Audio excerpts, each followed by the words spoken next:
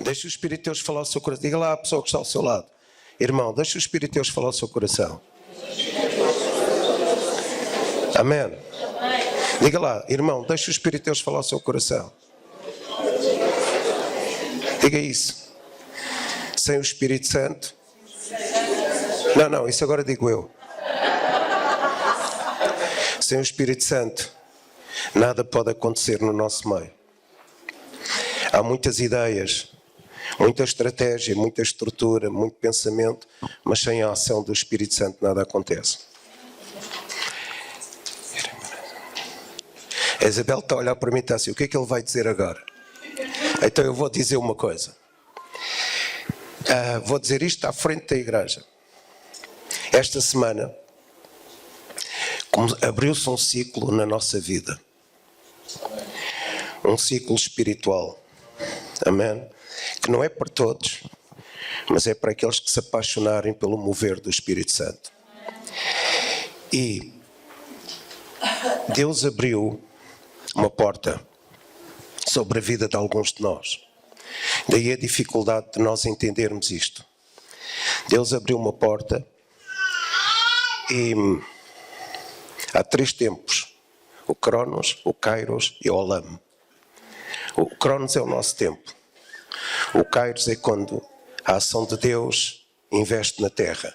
O tempo de Deus investe no nosso meio. O tempo de Deus gera a nossa vida, o nosso tempo. E há o Olam, que é o tempo eterno de Deus.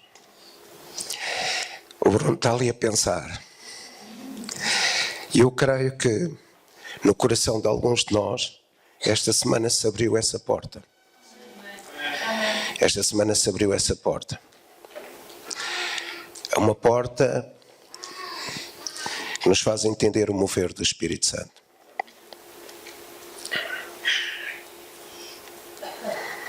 Amém. Eu não posso falar tudo, senão ficavam confusos. Mas uma porta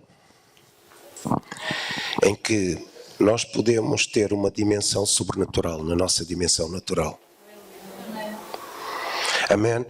E há pouco, quando estávamos a louvar, eu senti, no princípio, no fim da primeira música, eu senti uma nuvem densa do Espírito Santo sobre este lugar.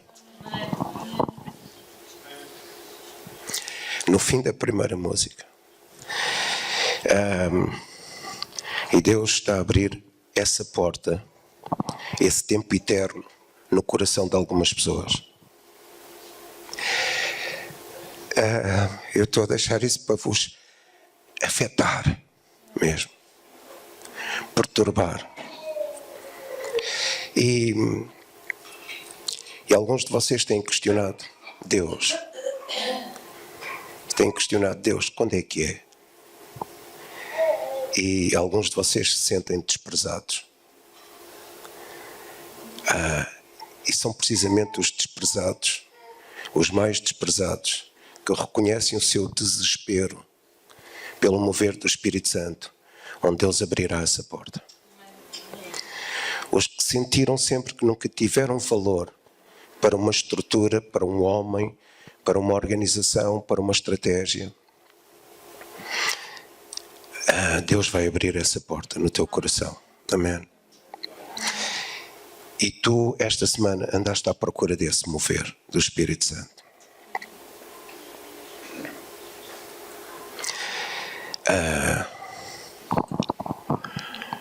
Há um mover. Amém. Há um mover do Espírito Santo. Este é o mover. Este é o mover. O mover do poder da ressurreição em nós. O mover da força do seu poder que ressuscitou Jesus de entre os mortos. Está em nós. Amém. O poder de uma mudança histórica nesta cidade, na vida da igreja, na vida das nossas famílias. Amém. O mover sobrenatural. Amém. O mover. O reino estabelecido. Ainda ontem estava, antes de dormir, estava a ouvir A Bíblia falada, estava a ouvir Efésios, Filipenses, a 1 Coríntios e o Evangelho de Marcos. E conectei aquilo tudo. E logo no princípio Deus começa a fazer milagres. Jesus começa a fazer milagres no Evangelho de Marcos. E o apóstolo Paulo diz: aquilo que nem o ouvido ouviu, nem o olho viu, nem chegou ao coração do homem, Deus tem preparado para aqueles que o amam. Porque o Espírito de Deus conhece Deus. E Ele sonda as profundezas de Deus e nulas revela a nós. Amém? Então nós somos e podemos ser receptores das profundezas de Deus. Yadá, como a Carla disse, Yadá, nós podemos ser conhecedores, conhecer as profundezas de Deus. Aquilo que o cidadão comum não ouve, não vê, não sente, não aprecia, nós podemos ser. Amém? Podemos ser conhecedores das profundezas do reino de Deus. Amém. Nem todos entenderão, mas Deus está a abrir uma porta, Deus está a abrir um tempo, uma estação em cada pessoa individualmente. Amém. E é paixão intensa pelo mover do Espírito Santo que vai abrir essa porta.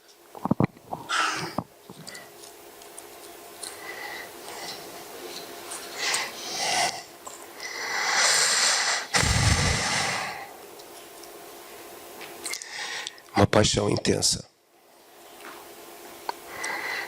Há 3 tipos de unção. A unção da salvação. Aqueles que dão a sua vida a Jesus. A unção para curar enfermos e expulsar demónios. Aqueles que dão o seu tempo a Jesus. E a unção para ressuscitar os mortos. E a sombra para curar os enfermos. Aqueles que dão tudo a Jesus. Amém. E hoje vou estabelecer aqui um pressuposto. Eu sei que esta pregação de hoje não vai ser muito popular. Eu vou ler Lucas 15. Porque o princípio de um avivamento, um princípio de um mover sobrenatural, sempre teve um pressuposto. Qual pressuposto? Um povo que se arrependeu profundamente do seu pecado. Então hoje vou falar de pecado. Mas não vou falar de pecado da mesma forma que nós entendemos o pecado. Diz assim a palavra de Deus, Lucas 15, 11. A parábola, vocês conhecem isto, a parábola do filho pródigo. Certo homem tinha 2 filhos. O mais moço deles disse ao pai: Pai, dá-me a parte dos bens que me cabe. E ele lhes repartiu os haveres. Passado não muitos dias, o filho mais moço, juntando tudo o que era seu, partiu para uma terra distante e lá dissipou todos os seus bens, vivendo dissolutamente. Depois de ter consumido tudo, sobreveio àquele país uma grande fome e ele começou a passar necessidade. Então ele foi e se agregou a um dos cidadãos daquela terra, e este o mandou para os seus campos a guardar os porcos. Ali desejava ele fartar-se das alfarrobas que os porcos comiam, mas ninguém lhe dava nada. Então, caindo em si, disse: Quantos trabalhadores de meu pai têm pão com fartura, e eu aqui morro de fome? Levantar-me-ei e irei ter com o meu pai, e eu quero que os irmãos anotem esta expressão. Então, caindo em si. Levantar-me-ei e irei ter com o meu pai, e lhe direi: Pai, pequei contra o céu e pequei contra ti. Já não sou digno de ser chamado teu filho. Trata-me como um dos teus trabalhadores. E levantando-se, foi para o seu pai. Vinha ele ainda longe, quando o seu pai o avistou, E compadecido dele, correu, o abraçou e o beijou. E o filho disse: Pai, pequei contra o céu e diante de ti. Já não sou digno de ser chamado teu filho. Eu quero que o irmão note isso. Já não sou digno de ser chamado teu filho. Porque arrependimento é mais do que aquilo que nós pensamos. É a restauração da identidade de filho. O pai, porém, lhe disse aos seus servos: trazei depressa a melhor roupa, vestiu, pondo um anel no dedo e sandálias nos pés. E trazei também e matai o novilho cevado, comamos e nos regozijamos, porque este meu filho estava morto. Anote isso, estava morto. Este meu filho estava morto. E reviveu, estava perdido, e foi achado, e começaram a regozijar-se. Ora, o filho mais velho estivera no campo, e quando voltava, ao aproximar-se de casa, ouviu a música e as danças. Chamou um dos criados e perguntou-lhe o que era aquilo. E ele informou: veio o teu irmão, e teu pai mandou matar o novilho cevado, porque o recuperou com saúde. Ele se indignou e não queria entrar. Saindo, porém, o pai procurava conciliá-lo. Mas ele respondeu ao pai: há tantos anos, e agora escute este homem, há tantos anos que te sirvo sem jamais transgredir uma ordem tua, e nunca me deste um cabrito, sequer para alegrar-me com os meus amigos. Vindo, porém, este teu filho, que desperdiçou os teus bens com meretrizes, tu mandaste matar para ele o novilho cevado. Então lhe respondeu o pai: meu filho, tu sempre estás comigo, e tudo o que é meu é teu.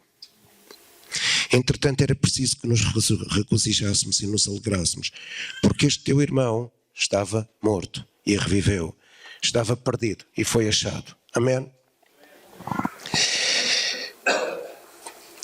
Deus estabeleceu à igreja o poder da sua autoridade. E a autoridade que Jesus tinha é a autoridade que nós temos. Porque é a autoridade que foi concedida pelo poder da ressurreição que ressuscitou Jesus de entre os mortos, o fez elevar às alturas e o sentar à direita do Pai sobre todo o principado, potestade, domínio e nome que se nomeia neste século e no século vindouro. E da mesma forma, Jesus expôs a sua autoridade na terra, no céu e debaixo da terra. E essa autoridade que Jesus revelou na terra, no céu e debaixo da terra, é a autoridade que Deus tem para a sua igreja. Na maioria das vezes não é exercitada por causa do pecado da sua igreja. E essa autoridade que Jesus revelou, demonstrou, impactou a sua igreja com essa autoridade é a definição da nossa identidade.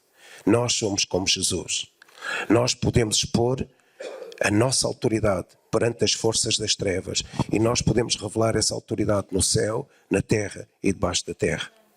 O inferno treme quando uma igreja que é revestida dessa autoridade, ela mostra, demonstra, ela revela, ela manifesta a autoridade que há no poder da ressurreição do Senhor Jesus, que o ressuscitou de entre os mortos e o colocou à direita do Pai em lugar de domínio e autoridade. E a igreja, diz a Bíblia, ontem estava a ler Efésios e nós esquecemos disso. Nós fomos ressuscitados com Cristo e nos sentamos à direita do Pai em Cristo. Amém.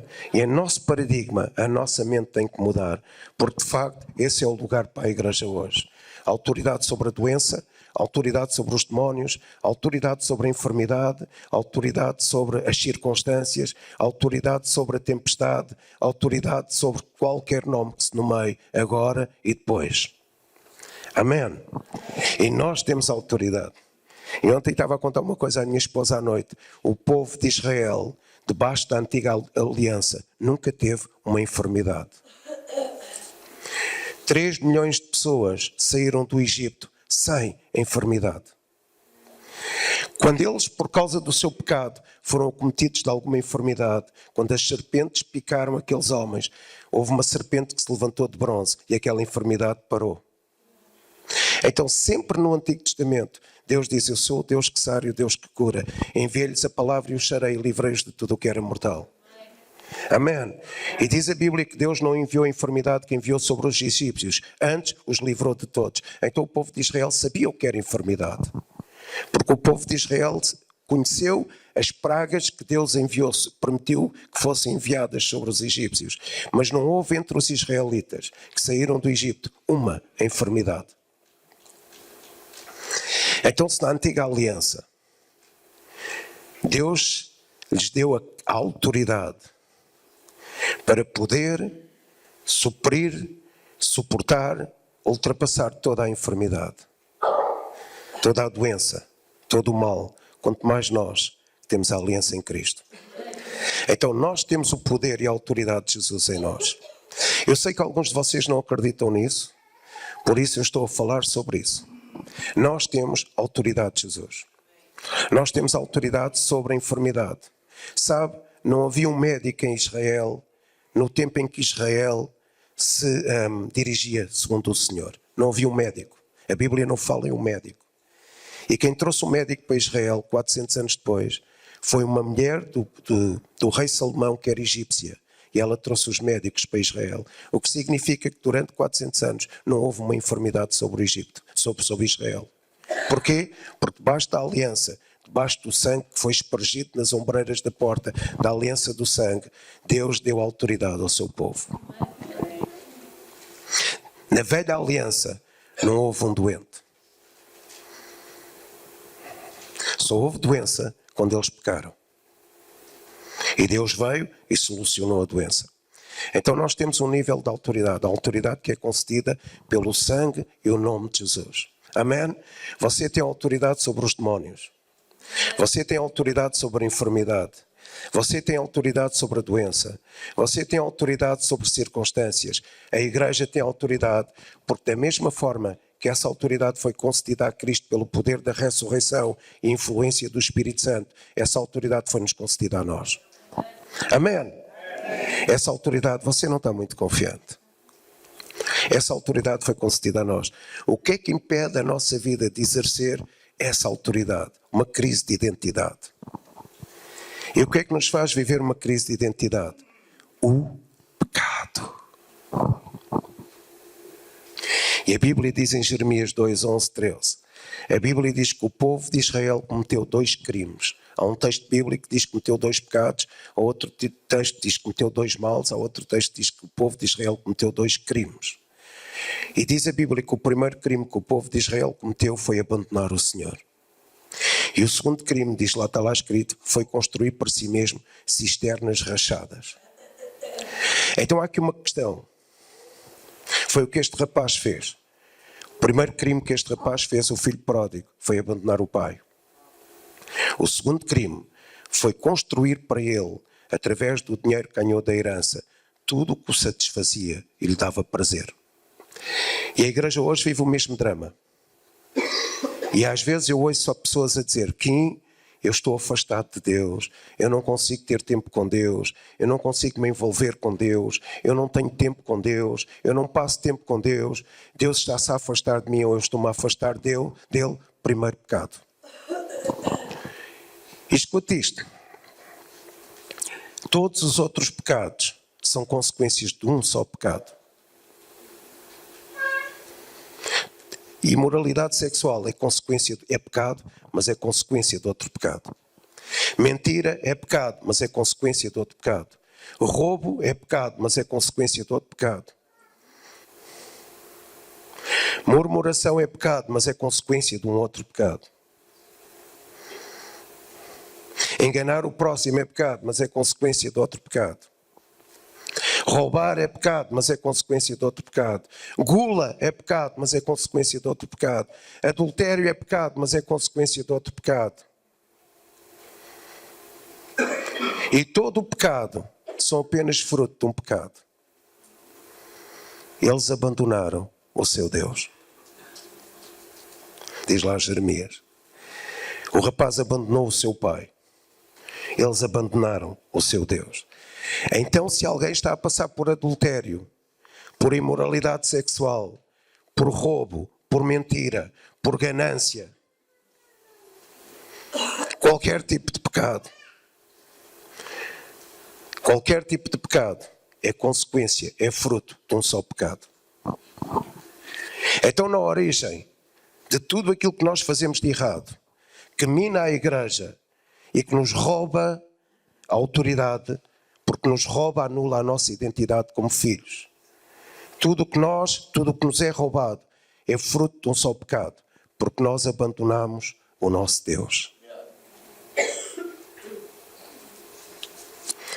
Então, quando alguém adultera, não é porque esse pecado teve como raiz o pecado de adultério, foi porque essa pessoa, antes de adulterar, abandonou o seu Deus. Quando alguém rouba, não é que esse pecado fosse a raiz desse pecado, é porque antes de roubar, essa pessoa abandonou o seu Deus. Quando alguém se ira, não é porque a ira foi, o resultado foi a origem desse pecado, é porque antes de se irar, essa pessoa abandonou o seu Deus. Quando alguém é violento com a sua mulher, não é que a violência para com a esposa fosse a raiz desse pecado, é porque essa pessoa, antes de ser violento com a sua mulher, ela abandonou o seu Deus. Quando alguém tem uma fobia por comer e vive para comer, e o Deus dessa pessoa é o estômago, não é porque o pecado de gula seja a origem do pecado de gula, é porque essa pessoa, em momentos da sua história, abandonou o seu Deus. Então todo o pecado que nós praticamos é pecado, mas é consequência, é resultado de alguma coisa que nós fizemos. Qual coisa? Eles abandonaram o seu Deus. E porque abandonaram o seu Deus, eles foram construir cisternas e ainda por cima aquilo não produzia nada porque estava mal feito, estava agarrachado. E se nós não voltarmos para Deus, se nós não voltarmos para a sua presença, para a sua intimidade, nós vamos continuar a construir coisas que nos dão prazer, que nos dão satisfação, que nos satisfazem pontualmente, mas voltamos a construir coisas que não produzem vida eterna em nós. E este rapaz fez isto. Este rapaz, o pai, à luz daquele contexto judaico, alguém que pedia a herança ao pai antes de tempo, estava a dizer: pai, eu quero que tu morras. Aquele rapaz matou o pai para receber a herança. Mas a verdade é que a história diz-nos que o pai, quando o recebeu, disse: o meu filho estava morto. Aquele rapaz abandonou o pai para gastar a herança, a construir cisternas rachadas. Mas a verdade é que o pai diz: não, o meu filho estava perdido. Então nós sempre, quando pecamos, achamos que é o pai que nos abandona ou que é o pai que está morto. Mas na verdade é Deus que tem a culpa. É Deus que tem a culpa de nós o abandonarmos. E é Deus que está abandonado por nós ou perdido. Mas na verdade é que a história diz-nos: quem estava morto era o rapaz, e quem estava perdido era o rapaz, e quem estava abandonado era o rapaz. E esse rapaz teve que pensar em arrependimento. E diz a Bíblia que ele caiu em si.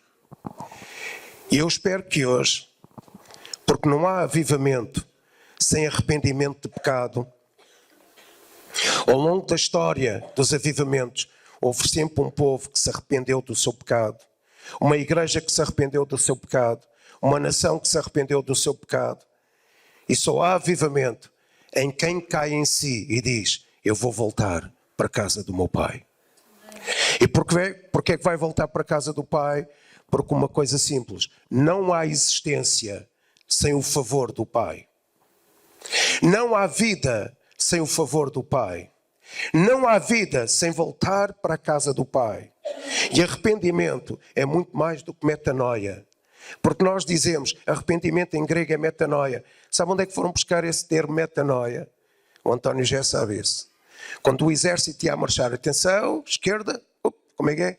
Ordinário, arche, esquerda, não é? E eles iam a marchar e dizia ao comandante do pelotão ou da companhia: atenção, meia volta, eles davam meia volta ao contrário e o exército dava meia volta e voltava-se no sentido contrário, marchava no sentido contrário.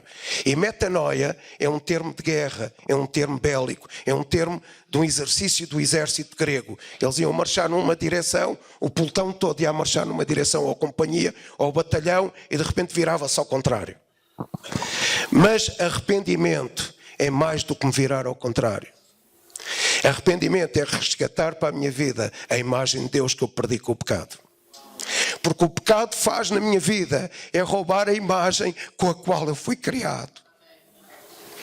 Então arrependimento é mais do que virar ao contrário.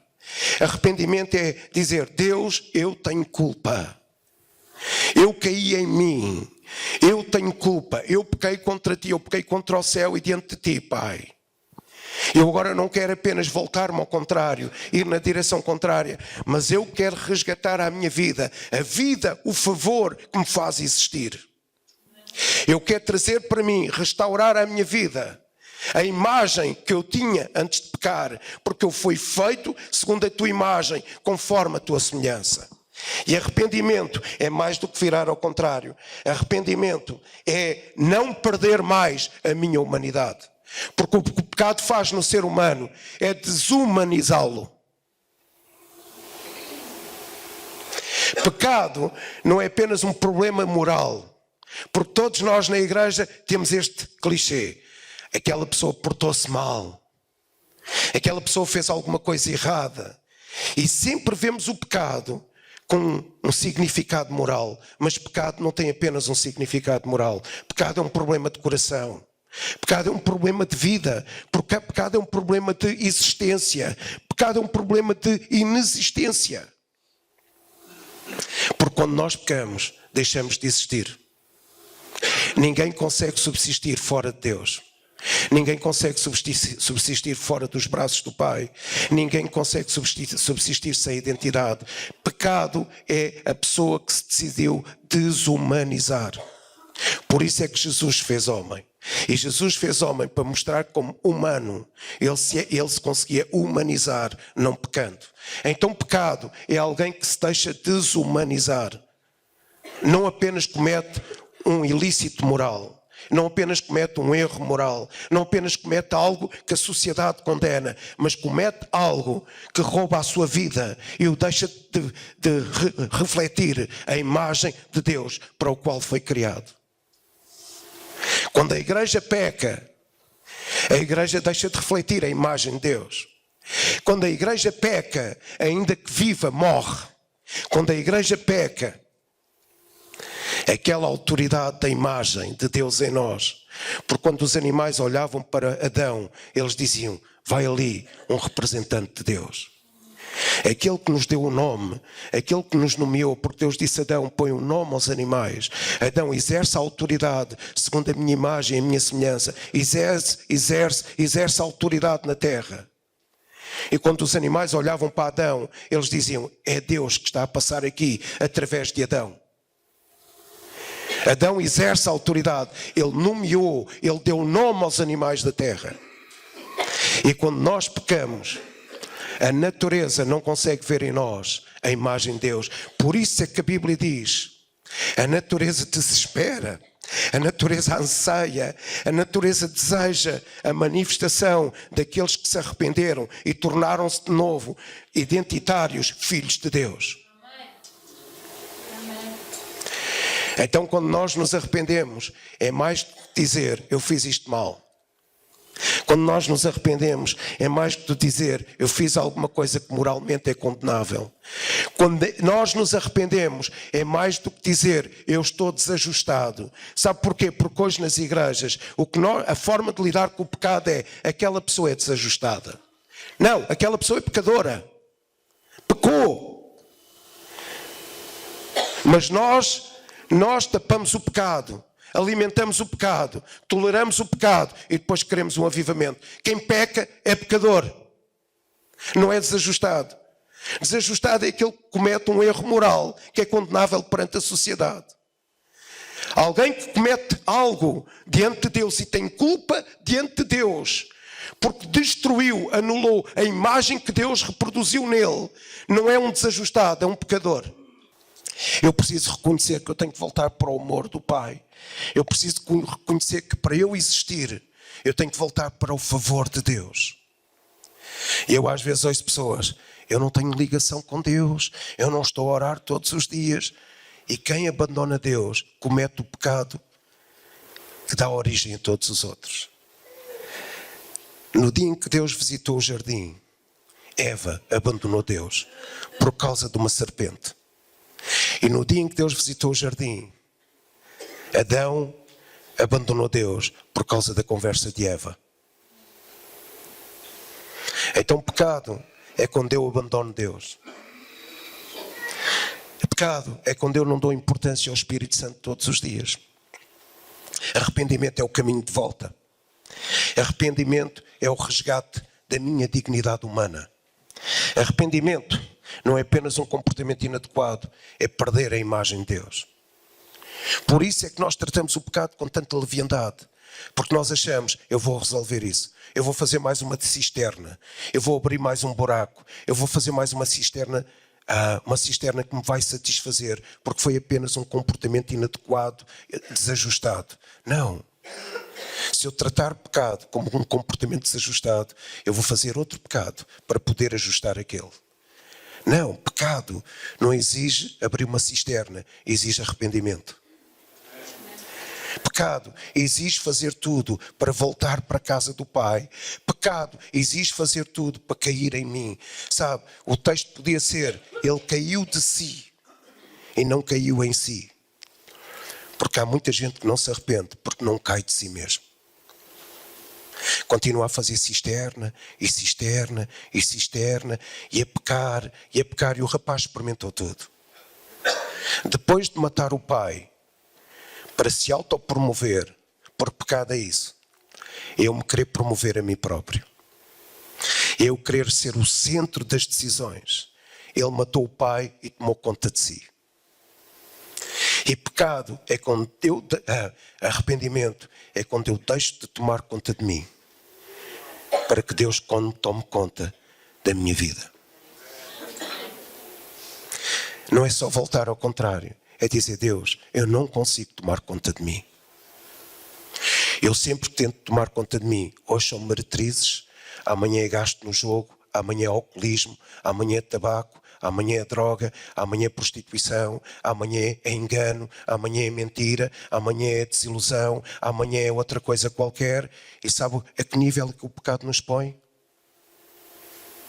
E agora vou chocar, ao nível dos porcos. Porque pecado nos desumaniza. Ele queria comer e não tinha o que comer. E ele olhou para ele e disse, eu não tenho nada. Na casa do meu pai, aqueles que não refletem a imagem do meu pai, aqueles que não são semelhantes ao meu pai, têm mais coisas do que eu na natureza do pecado. Aqueles que são os trabalhadores do meu pai, comem todos os dias. E o pecado fez-me descer ao nível dos porcos. Deixa o Espírito de Deus falar ao seu coração. Desajustado ao pecador, pergunte lá ao seu irmão. A pessoa que peca é desajustada ou pecadora? Pergunte lá.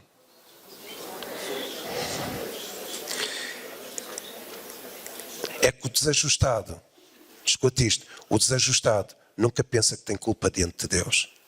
O pecador diz, Deus, eu pequei, fiz tudo errado e tenho culpa perante ti.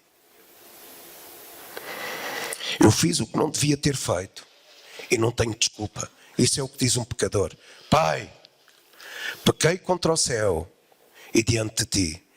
Já não tenho mais a tua imagem. Já não tenho mais a tua identidade. Já não sou digno de ser chamado teu filho. E às vezes nós perdemos a consciência da culpa. E a culpa não é assim tão mau. A culpa é um alerta para nos alertar que nós nos afastamos da casa do Pai. E quando eu não tenho consciência de culpa, eu fico desumanizado. Quando eu não tenho consciência de culpa, eu vou viver como os porcos. Quando eu não tenho consciência de culpa, o meu nível é baixo. Quando eu não tenho consciência de culpa, o meu pecado é a minha condição humana. Quando eu não tenho consciência de culpa, eu chego a um nível que é pior do que fazer coisas erradas. Porque nós temos tempo a noção que pecado é fazer coisas erradas. Vou-lhe dar um exemplo como não é.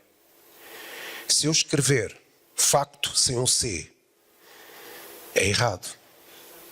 À luz do Carlos, é errado, à luz do acordo ortográfico. Escrever facto sem um C. Sim. É correto escrever com um C. Ok. Querem ver como fazer uma coisa errada não é pecado? Quando eu escrevo fato sem C, é errado. É um fato. Mas se eu me reportar a um acontecimento, é errado. Facto é com C, é errado. É pecado? Não. Não é pecado. Não é? Ou eu escrever, não sei como é que se escreve agora, mas imaginem que batismo continua-se a escrever com um P. E eu escrevo sem um P. Já não se escreve com P. Já não, pronto. Então não é mau exemplo. Mas eu posso fazer alguma coisa que é errada e não ser pecado. Então pecado não é fazer uma coisa errada. Pecado é pior do que isso. Pecado é descer de nível. Pecado é desumanizar-me. Pecado é chegar a um nível de desumanização em que eu vou viver como os porcos. Quero comer e não tenho. Gasto tudo dissolutamente. Isso é pecado. Mas Deus dá-nos a possibilidade do arrependimento. De voltar para Ele. De voltar para a casa dEle. Amém? O rapaz quis a herança antecipadamente. E naquela cultura era uma grande ofensa. Ele queria que o pai estivesse morto para poder viver dissolutamente. O rapaz mata o pai, vira as costas a Deus e torna-se senhor de si mesmo. E pecado é isso mesmo. É quando eu me torno senhor de mim mesmo. Quando eu abandono Deus e deixo que Deus não gira a minha vida e perca a sua imagem e de acordo com a sua semelhança. E vou repetir. Sem Deus, sem relação com Deus, o ser humano não subsiste como ser humano. Subsiste como outra figura qualquer, mas não subsiste humanizado. Então nós temos que voltar para Deus. E se alguém quer viver um avivamento, tem que voltar para Deus todos os dias. Se alguém quer viver um avivamento, tem que chegar e dizer: Pai, pequei contra o céu e perante ti. E Jesus não escreveu esta história por acaso. E sabe porque é que Jesus não contou esta parábola por acaso? E sabe porque é que Jesus contou esta parábola? Porque ouviu alguém a cometer um pecado grave. Jesus estava a comer com prostitutas, com cobradores de impostos, com pessoas de má índole ou de índole duvidosa. Jesus estava a curar os criados dos romanos e estava a ter intervenção entre os gregos e teve uma intervenção naquela mulher cirofenícia. E os judeus religiosos pensaram assim: este não é o Messias. Porquê é que não é o Messias? Porque ele come com prostitutas, come como cobradores de impostos, relaciona-se com pessoas de má índole e mais ainda, ele curou pessoas entre os romanos, curou pessoas entre os cirofenícios. Este não é o nosso Messias. E começaram a criticar o ungido de Deus e disseram: este não é o nosso Messias. E Jesus disse: então, vocês acham que eu não sou o Messias? Eu vou contar 3 parábolas. A parábola da ovelha perdida, a parábola da moeda perdida e a parábola do filho pródigo. E os religiosos ficaram em efervescência contra Jesus. Porque o maior pecado, e eu considero aqui 2 pecados. O primeiro pecado é abandonar a casa do Pai. Abandonar Deus. Mas o segundo pecado é quando eu me insurjo contra o ungido de Deus e contra os meus irmãos. Deixa o Espírito de Deus falar ao seu coração. Quando eu me insurjo contra outra igreja, quando eu me insurjo contra outros pastores, quando eu não tenho nada para dizer e só digo mal, e quando chegou aquele rapaz, o segundo filho, ele chegou e começou a falar mal do irmão. Pecado cria insegurança em nós e nos afasta de Deus. Pecado rouba a nossa identidade. Pecado rouba a nossa segurança. Pecado mata-nos e escraviza-nos. Pecado leva-nos para longe dos braços do Pai. E eu vejo aqui 2 pecados gravíssimos. O rapaz que abandonou a casa do Pai, mas o outro que ficou em casa do Pai e passou o tempo todo a criticar o irmão. Deixa o Espírito de Deus falar ao seu coração. E sabe, e nós temos que lidar com isso. Nós temos que lidar com isso. Nós temos sempre uma opinião sobre os outros. Nós temos sempre uma opinião sobre os outros movimentos. Nós temos sempre uma opinião sobre os erros dos outros. E isso é pecado. Isso é pecado. Porque os outros são... Isso é pecado. Eu vou-lhe contar uma história simples e vou terminar. Você já entendeu o que é pecado? Sair dos braços do Pai e murmurar contra o seu irmão. Sair dos braços do Pai e dizer mal de alguém.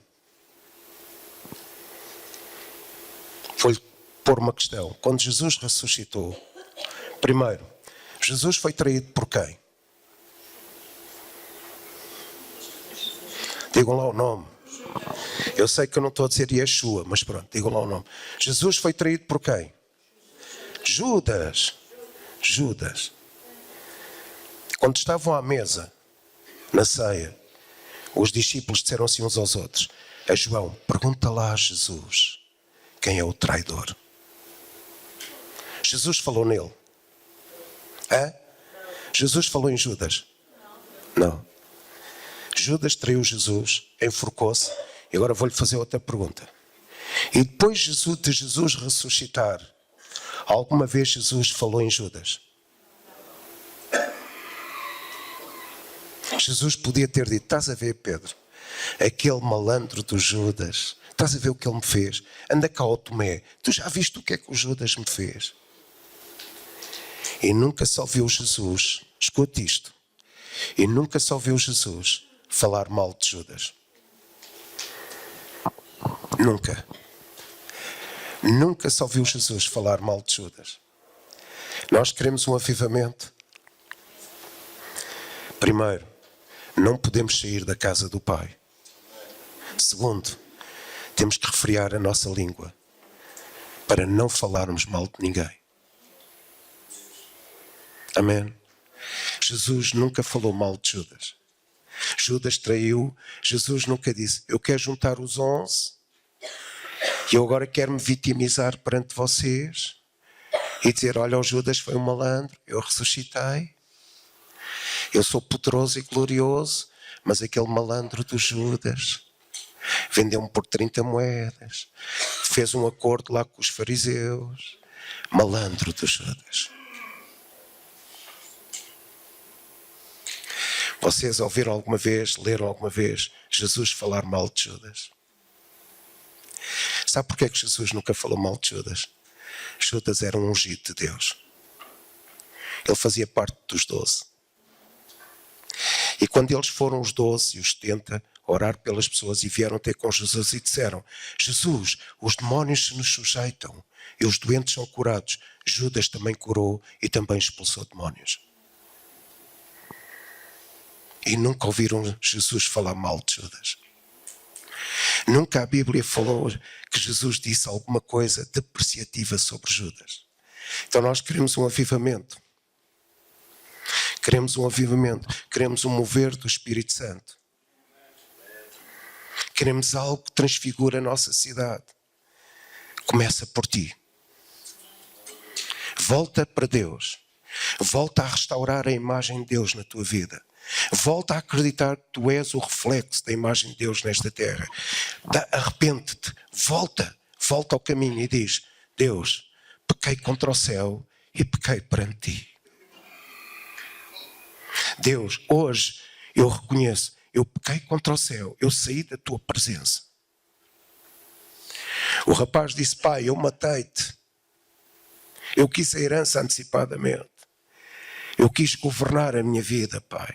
Fiz uma cisterna, 2, 3, 4, nenhuma deu certo.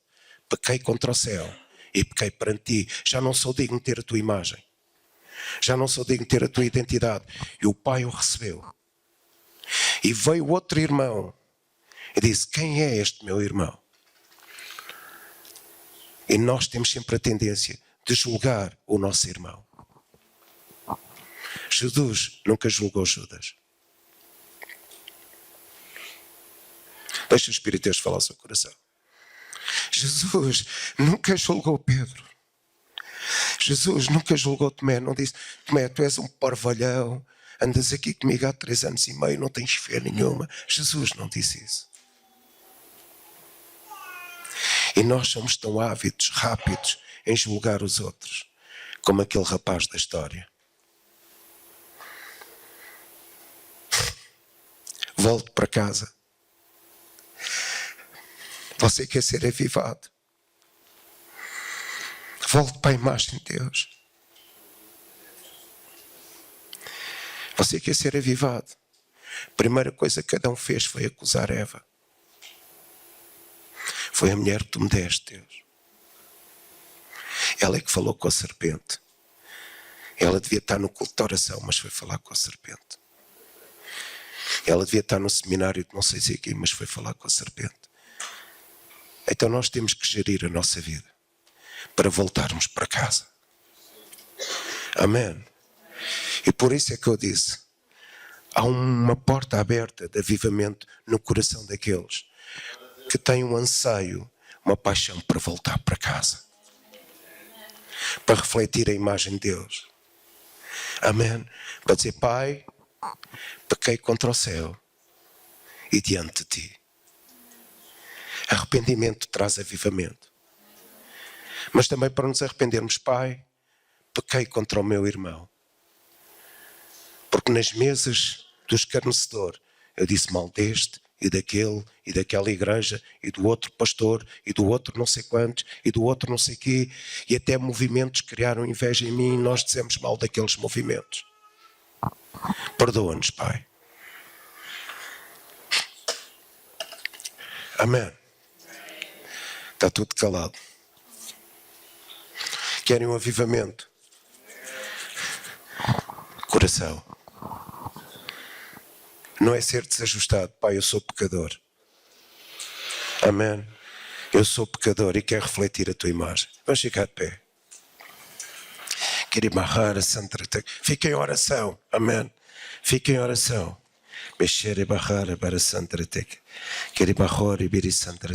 Se puder, ore em línguas.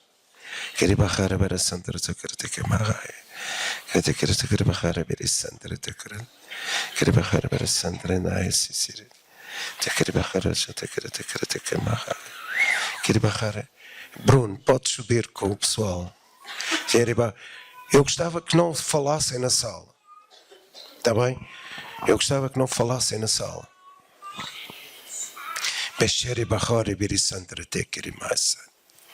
Arrependimento. A resgatar a imagem de Deus em nós. Amém. A resgatar a semelhança de Deus em nós. Amém. A resgatar a imagem. Deixa o Espírito de Deus falar ao seu coração. Ok. Nós vamos cantar uma música. E como eu não quero prender aqui o pessoal, quem quiser dar a sua oferta e o seu dízimo ao Senhor, mas eu gostava de orar hoje. Amém. Por pessoas que querem resgatar essa imagem.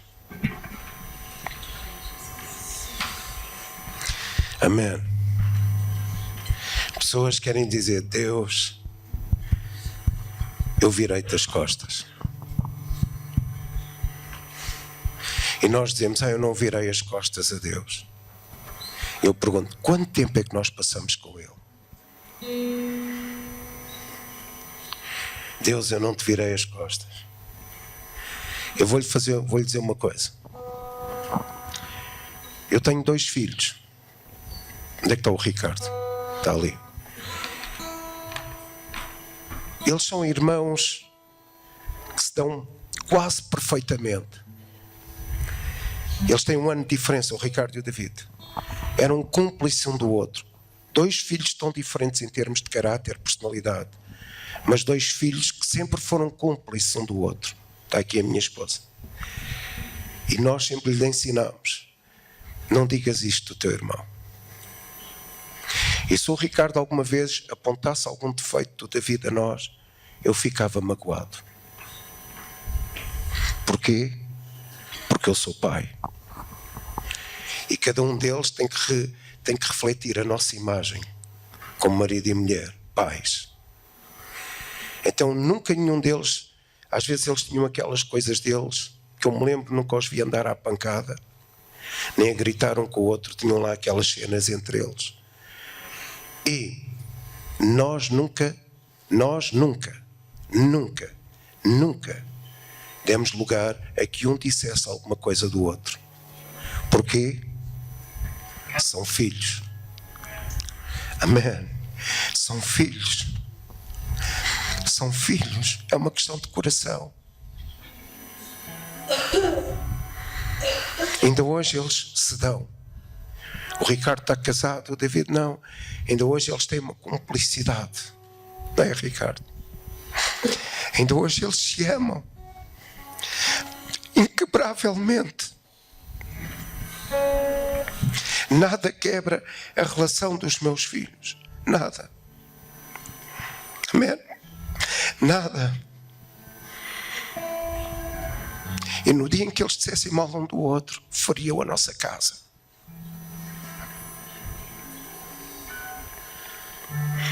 Deixa o Espírito de Deus falar ao seu coração. No dia em que um dos irmãos minimizasse o outro, feria o nosso coração e a nossa casa. Agora imaginem Deus. Imaginem Deus. Quando alguém que é seu filho está na mesa de um café, na mesa de um restaurante, numa conferência, e aproveita para dizer mal dos outros irmãos todos, que têm como pai o mesmo Deus.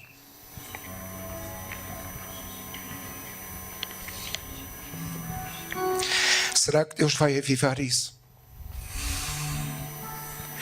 Deus não aviva porcaria. Deus aviva santidade. Amém. Deus não aviva murmuração. Deus aviva. Em Romanos diz que nós nos devemos elogiar uns aos outros. Nós temos que mudar como igreja. Amém. Ai, Jesus. Não diga mal de nenhum pastor.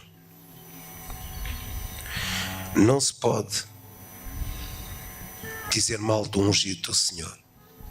Samuel disse a David, Saúl é iníquo, Saúl é perverso, mas não podes tocar no ungido do Senhor. Não podes, David. Deixa o Espírito de Deus falar ao seu coração. Qualquer um de nós que aceitou Jesus tem unção do Espírito Santo. Não temos o direito de tocar na vida de ninguém. Querem um avivamento? É algo pesado para nós. Mudança.